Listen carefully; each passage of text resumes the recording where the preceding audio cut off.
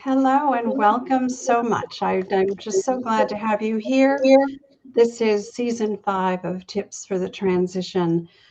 In case you've never watched this podcast before, we have been the number one most watched show on Voice America TV for the last 15 months. And we are broadening our reach now through the live streaming arena on LinkedIn and Facebook and YouTube, as well as on all the audio podcast channels. So, regardless of how you like to watch or listen, you can find us in all of those places going forward.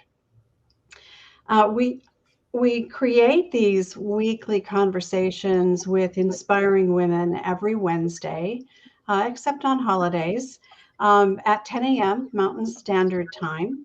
And as we help women around the world become more confident, resilient, and brave in their careers and indeed in their lives.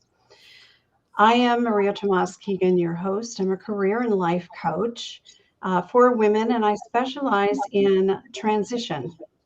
And I want you to know that each episode we create is intended to be a resource to help people navigate those tough times that we can go through in our career and in our life.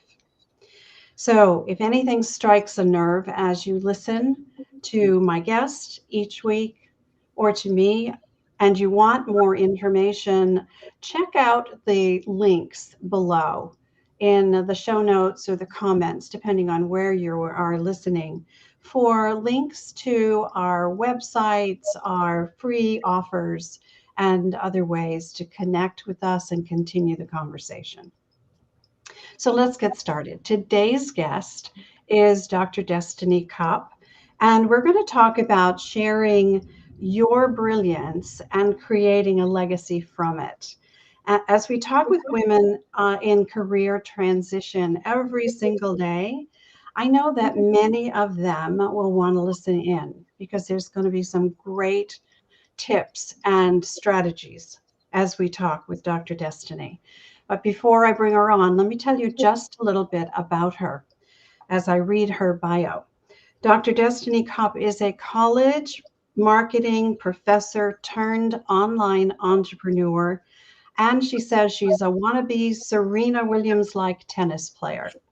She's the host of the Course Creators MBA podcast and author of the best-selling book, Launch Your Online Course Business in 90 Days or Less.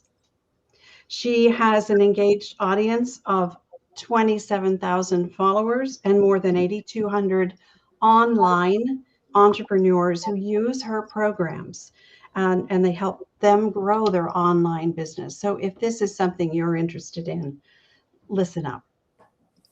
Because I'm on a mission to share other experts in different areas of career development to help our audiences explore more options, I think Dr. Destini fills this bill really, really well. So let's get started with this episode, which we call Teach What You Know. Let me bring on Dr. Destini. Welcome.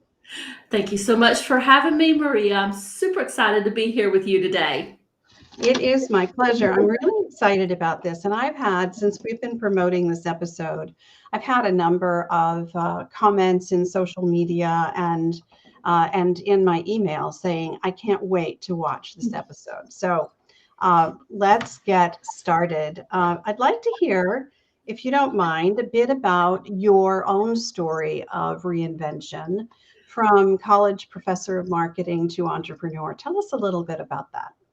So this is something I absolutely love to talk about. And I think especially for the audience here, I just want people to know that you can pivot in your career. You can pivot in what you do in life so many times. I've had a lot of different careers. I actually started out in accounting, moved into finance, then went into marketing, then went into higher education, teaching, and then entrepreneurship, just to kind of sum it up there. But let me tell you about why I, transitioned from corporate marketing into teaching online. And I did this back in 2005. So this was the absolute dark ages. People, when I told people I was teaching online, they're like, that's a thing. Back then, that's what people were asking. You can actually teach online. And I'm like, yes. And people love it and it's working. And, so I felt like I was somewhat of a pioneer in that regard. I actually started out teaching online as an adjunct faculty member and did a lot of roles at that particular university, working, all the way up from like an assistant dean, program director, and then finally an assistant vice chancellor of academic affairs. And then I, as we all do kind of in our careers at some point, we want something different. We want something else. We want the next challenge, if you would. And that's when I decided to pivot and start my own business because it was something I'd always wanted to do. It just wasn't as easy to do it back then when I, in the dark ages. I'm kind of dating myself a little bit in terms of my age, but it's just easier nowadays to get started in online entrepreneurship. And that's the transition that I made, Maria. That's amazing. I think that is it's so interesting. And that you started so early on, pioneer. I love the way you put that. Yeah, a bit of a pioneer. I think we all maybe have a little bit of the pioneer in us or want to bring it out. So I'm really interested in hearing what you have to say about how someone who may want to start maybe a second or even a third career, right? Reinventing themselves yet again. Let's talk about the opportunities associated with teaching what you know. What does that exactly mean? So, honestly, it could be a wide variety of things. And the reality is, all of us out there, you, me, my neighbor down the street, we all have something that we know that somebody else wants to learn. I mean, it could be as simple as, and Thanksgiving's right around the corner, so this is popping up into my mind. It could be as simple as, how do you cook a Thanksgiving dinner for 20 people, right? And it's something, I've done that many, many years. So I feel like I could do that, very easily. But there are people out there they've never done that. They don't even know how to get started. And they're looking for somebody to teach them how to do that. It could be as simple as, there is some type of software, right, that you use in your work, day-to-day work life. It could be a project management system like Asana. It could be a software like PowerPoint or Excel that because you've been using it for so many years, but there's other people out there that have never used it that need to start using or want to start using it for whatever reason, and they need to know how to get started. So when I say teaching what you know, that's what I'm referring to. And this could apply to many different industries, many different niches. It could apply to somebody who's 10 years old that knows how to do something that somebody else doesn't. And I'm thinking about my kids because I have an 11 and a 13-year-old. And there's a lot of things that they know how to do and they figured out that a lot of people out there could benefit from. So whether you're 50 years old or whether you're just a teenager or you're in the corporate workforce and you are looking for something where you can help other people, teaching what you know is a great way to do that. Okay, so it just gets my mind really buzzing right now. So what it occurs to me that because my mind is buzzing about all the things I know, I honestly wouldn't think about teaching some of them, but you've just brought up, your kids are thinking about things they know how to do and that they're able to teach maybe older folks, right? So what's the best way to determine what any one of us should teach? Yeah. So when I was making this transition from the higher education industry into online entrepreneurship, I really had to sit down because there were a lot of different angles and ways I could kind of, get started in my online business. I had a lot of different skills. I'd been in the workforce for a lot of, many, many years. And I'm like, I really didn't know where to focus in what I should be doing. So basically, what I did was, in terms of step one, the absolute first step that I did to kind of narrow this down for me is I made a list. I made a list of things that I was passionate about. I made a list of all the skill sets that I had. And I also made a list of all the accomplishments that I had, because that actually brought up some things that I'm like, oh, yeah, I know how to do that. I learned how to do that. And I was very successful in doing that. Now, my list ranged anywhere from like time management skills, because I'm very good in terms of managing my time and getting things done, to productivity type, things I could teach about, right? Because that's another area that I excelled in. Another thing that I had done in terms of an accomplishment is I had managed a remote workforce that had over 1,000 people in it. And, that's a big skill. So if that is something that you've done, right, there's a lot of other people out there that want to learn, what are some of the tips and tricks and things that you could do to keep a remote workforce engaged, keep them motivated. So that was another thing that I had on my list. And really, it's just a matter of writing everything that you're good at down, and kind of looking at it and say, this is an area that I can focus on. So it's kind of narrowing down to that niche and that ideal customer. But writing everything down, I think, is a great way to start to kind of figure out what skills and what can I actually teach. I love that. And I do a similar exercise with my clients when I'm working with them on making career transition, and getting to understanding what it is you know how to do. Mm-hmm. And then figuring out, of those things, what do you love to do, right? So Yeah. I suspect in this case, you're going to find people, where passion lies, therein lies, probably a better teacher, right? Because you're teaching from your passion, not just what you know. And I think the other thing that we have to think about is, what do you know, but you're really not passionate about, you really don't want to do anymore. That's the third part of an activity that I take my clients through, because that's probably the stuff you don't want to teach, right? You're bringing up a really good point. So when I kind of listed everything that I had done, some of my accomplishments, managing that remote workforce, was I passionate about that? Was I passionate about helping others do that? Yeah, I would say I was good at it. I did it for many years. Had great ratings from employees, but it really wasn't something that I wanted to kind of dig my teeth in and start teaching others to do.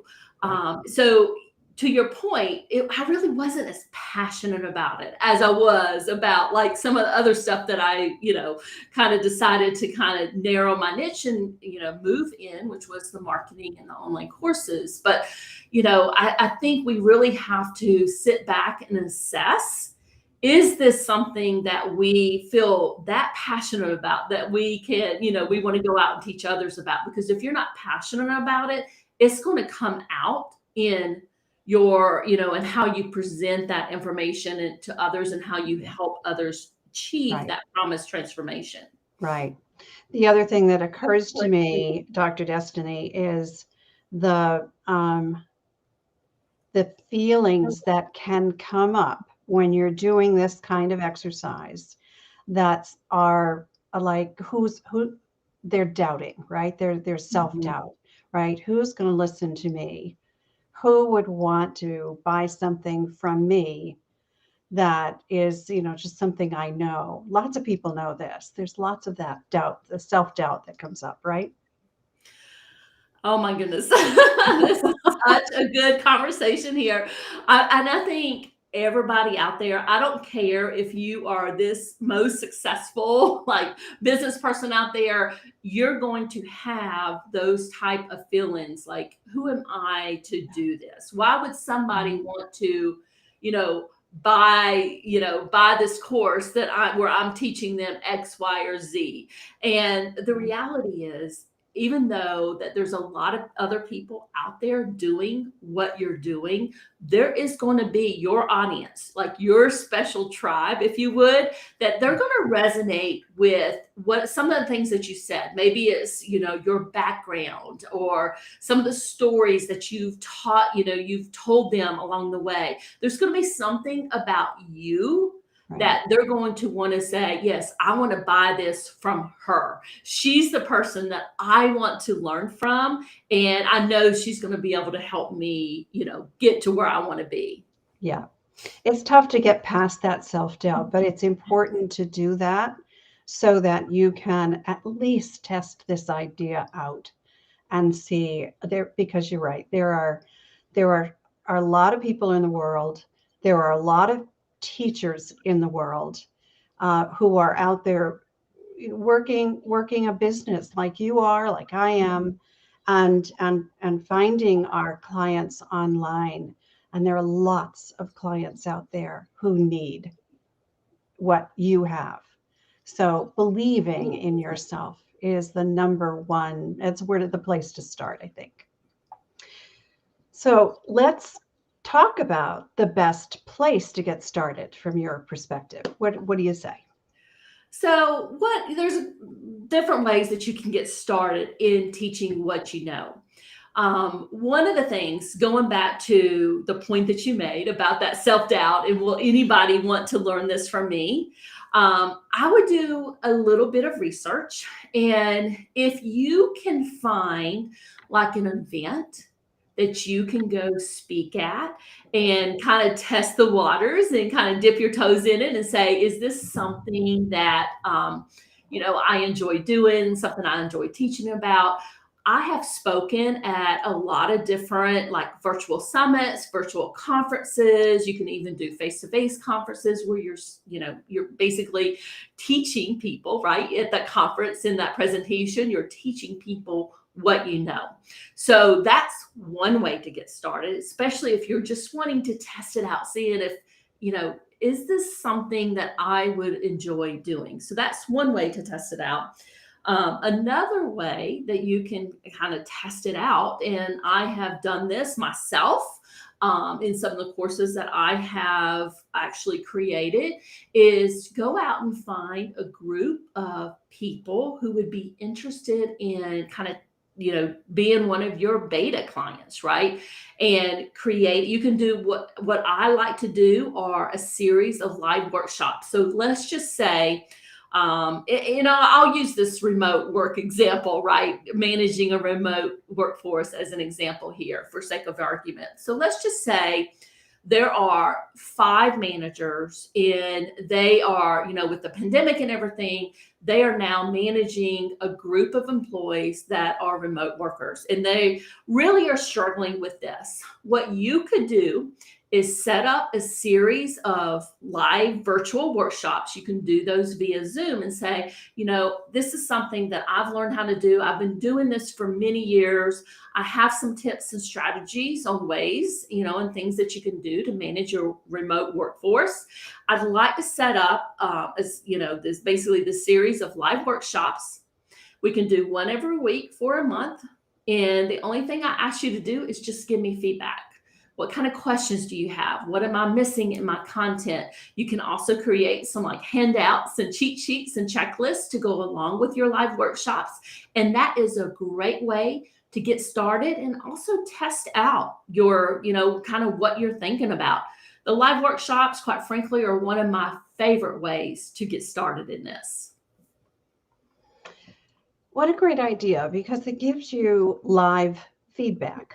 Right. So whether it's live on Zoom or live in person, depending on how you gather a group like that. That kind of feedback will inform the end result of what it is you're creating, and you will have created the foundation for the course, if you will, to prepare for the live workshop. So moving it from that point to a point where you can actually sell it online it's not a far leap, is it? No, and actually, when I've done this in the past, I did it for a 60-day program, so a little bit longer than 30 days. I took all the content that I had from those live workshops. I did them via Zoom, so they were still live virtual Mhm. workshops. I took all of that content and just went and recorded my online course videos and uploaded them into a platform. So it was super easy to convert all of that content into an online course that you can sell over and Mm, over and over again. that's brilliant. All right, so where would they sell something like this? So there are many different marketplaces that you can sell your online course on. And I'll give you some examples that I'll kind of give you some of my preferred methods. You can go to a platform like Udemy, and they have very specific instructions in terms of how they want their content structured, and you can upload your information there. One of the downsides of using a course marketplace for something like that is you don't own the customer, right? They purchase it through Udemy, and you don't get their information. You can get revenue, right, from the course when people purchase your course, but you're not really building your business per se. There are depending on your industry niche and kind of where you are, there's other course marketplaces out there. You can also sell like templates and swap files on some of those marketplaces and include a little training with them, like Etsy's a place, Creative Marketplace. You can even, if your market is business owners and entrepreneurs, AppSumo is another course marketplace that you can sell on. I love AppSumo because they actually send the customer to you in your business, so you get their name and their email address, and they're on your own Database. online course platform. So my preferred method, if you're really wanting to make a business of this and grow your own audience in your own business and your own revenue, is to have your own website, your own email list. So you would need a website like a WordPress website, Squarespace, and an email service provider. And then you would need somewhere to host your online course. There are a lot of different platforms out there for this. There's a lot of competition in the marketplace, so a lot of people are trying to get your money for this. But some examples are Teachable, Podia, Thinkific, Kajabi, and you would just simply Yeah.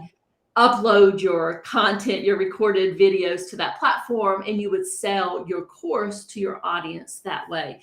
And that is my preferred method for people who really want to, make a business of it. Oh, that makes me feel good because my courses are on Teachable. Yes, yes. So you Yeah, picked a and very good platform.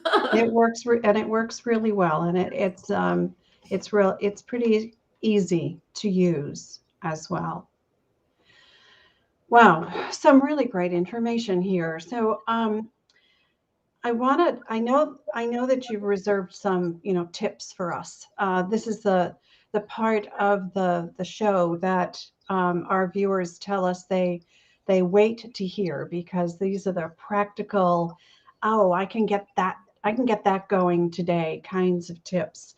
So we always save the best for last. So Dr. Destiny, what's your first tip for us? So my first tip would be, if you are really struggling or trying to figure out where to get started, my first tip is to pick a niche and start there. Um, you know, It doesn't mean that you can't pivot in the future. I've pivoted a lot of different times in my business, but it's better to get started and kind of dig into it and figure out, I'm going to, this is who I'm going to help. This is how I'm going to help them, just so you can start building your audience, building your email list, building kind of your own business, if you would. So just get started, put a stamp out there, get started, and start working with your audience. And clarity is definitely going to come with action. Now, to get those first few customers, I really love the kind of what I talked about earlier is, let's just say that you're going to pivot into coaching and you really want to help other people. You want to help them, you want to coach them, you want to give them some like course material. You can bundle an online course with a coaching program. I'll just go ahead and throw that out there. A lot of people do that. It's just a great way for them to have that hands-on experience with their clients, but also give them the material that they need to succeed and achieve their transformation and whatever you're trying to help them with. I really like the option of those live, kind of sessions that I talked about. So you can position them as group coaching sessions. You can teach them, you can give them that course material and any supplemental material, but you really have that hands-on kind of touch base with them. And there's nothing like having that hands-on experience with customers, because especially when you're just getting started, the best way to understand what the needs are of your clients and your customers is that kind of face-to-face, even if it's virtual, that face-to-face interaction. Yeah, absolutely. And don't try to do it alone. There is no need to do it alone. There are just so many people who can help, whatever the transition is you're trying to make, right? It's an easier road when you work with someone who has been there, done that, like you have, like I have, to decide to teach what you know. Starting to work with someone like Dr. Destini makes a lot of sense, because you can be guided along the way. And she's already said she's pivoted a bunch of times. I've called myself the master of reinvention in the past because I've done the same thing. So don't do it alone. That's the most important piece. So what else? Got I actually, just kind of expand upon what you just said there in terms of not doing it alone. I would say that that is one of the most critical kind of suggestions I would give folks, because I know over the years I've made many mistakes. And when I finally kind of buckled down and got the help that I needed, I felt like that fast tracked my success. Yeah. And honestly, I wish, if there was one kind of regret that I made, it was, I wish I'd gotten help earlier. Yeah. And kind of expanding on that further, another tip I would give folks, especially if they're wanting to move or transition from their corporate position or whatever they're doing today, wherever they are in the workforce, to kind of being their own boss, being an online business owner. I would just put a plan in place. It doesn't have to be, 6 months I'm going to be doing this, but put a plan in place so you can make that transition. Some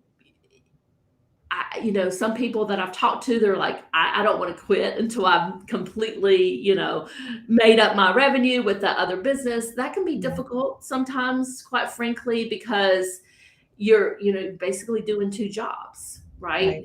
And being an online business owner, you're working kind of full time in that business too. But I don't like the other side of it, where people just quit their job and then they move into online entrepreneurship, and then they're stressed to the max because they don't have the income coming in that they need.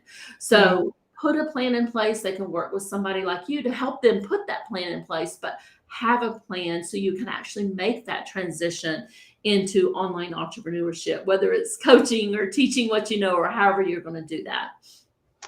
That's a really good, that's really good advice. And I was just asked yesterday, how long does that take? And it also, it depends on your commitment to make it happen, right? And the clarity of your vision. So if you are committed, you will find ways to carve out time, even though you're working full time. You will carve out time in the other areas of your life so that you can dedicate it to building something new that you can eventually move into. So, maybe it's 3 months, maybe it's 6 months. It depends on how committed you are. That's great. I love those tips. Do you have one more? Do I have one more? I know I could come up with many because I want everybody to avoid all the mistakes that I've made. So a very important tip that I would give folks is make sure that you are focusing on building your business. And I'll clarify what I mean by that. I don't mean making sure that you have 20,000 followers on Instagram or on Facebook. What I'm talking about is driving traffic to your own website. You can do this via blogging. It's a great way to get traffic to your own website, but also building your email list, having a lead magnet, what we call a lead magnet in the marketing world, having a lead magnet out there where people can come to your website, sign up for your free gift that you're giving them, and getting on your own email list. That will be one of the best thing. The sooner you can do that, the better. And that will be one of the biggest business drivers that you will have is making sure you're building your own platform, not worried about getting followers on Instagram or Facebook or whatever platform you're on. That will come. That will come. Yes. And I think the other thing is there are so many people who are coaches, like I am, you coach as well, who can help make the journey easier because there are step-by-step systems that we teach that can help you. It sounds a little daunting. If you've spent, I was 30 years in corporate. If you've spent a long time in corporate, that's all you've ever done. The idea of entrepreneurship can be a daunting one and pretty scary. But it is being able to be your own boss, make your own hours, decide what you do when. It's a wonderful life. It's a wonderful life, but it's not for everyone. And career coaches can help you decide whether it's for you or not. So don't do it alone. Seek the advice of people like Destini or me. Destini, that was great advice. I really thank you for your tips and the generosity of time today. Thank you so much for having me. It was great being here chatting with you, Maria. Well, thank you. I'm so glad you could join us because I think it's important for people to know the kinds of options that they have. And all within this half hour that we've spent, there are lots of options you've shared with us. So I know that people are going to want to get to know you and reach out to you directly. So what is the very best way for them to do that? You can check me out on LinkedIn. It's just Desini Copp. If you search for my name, you can get that. And also, my website is the same thing, DestiniCopp.com. That's wonderful. Absolutely wonderful. All right. Thank you so much, Destini. I really appreciate your being here with us. Thank you so much for having me. And for those of you who are watching and listening here, I really appreciate that you're a part of our community. As a career and life coach myself, as I said at the top of the show, I love creating resources like these to share with women around the world. And I design every show to give you some new information that maybe you don't have. It's a resource for you to tap into. So if you want more information about Dr. Destiny or about me, again, look for the notes at the bottom below the video and check out the our websites, our free training videos, our free gifts for you just to join in on the conversation and see if what we have to offer is something you're thinking about needing right now. We would love to be able to help you. And there is a private Facebook group that I run called the Career Transition Roadmap. And we'd love for you to continue this conversation in that private group. So check it out on Facebook. Ask to be invited in. I will do that immediately, and then we can chat more there. I believe it's our time to thrive. We're going to be here every Wednesday, so join me again next time, this time next Wednesday, and let's thrive together. I'm Maria Tomás-Keegan, turning transition into triumph.